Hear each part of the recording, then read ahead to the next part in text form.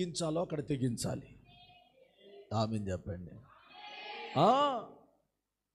అమ్మా, భక్తిలో నీకు ఒక త్యాగం, నీలో ఒక తెగింపు నీలో కనపడాలి. అనండి, కనపడాలి. కొంచెం గట్టిగా చెప్పండి, హల్లెలూయా. నీలో ఒక త్యాగం దేవుడికి కనపడితే దేవుడు నీకు సమస్తాన్ని ఇస్తా ఉంటాడు. అందరు చెప్పండి, నా దేవుడు ఇచ్చే దేవుడు. మీ పక్కనోళ్ళు చెప్పక్క, నీ దేవుడు ఇచ్చే దేవుడు. తీసుకునే దేవుడే కాదు, దానికి నూరంతలుగా ఇచ్చే దేవుడు. ఎవడా?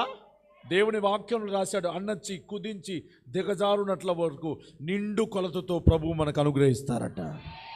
ఆయన ఇచ్చే దేవుడు. నీ కష్టార్జితములో నీ ప్రథమ ఫలాన్ని తీసుకునేవాడే కాదు, దాన్ని తిరిగి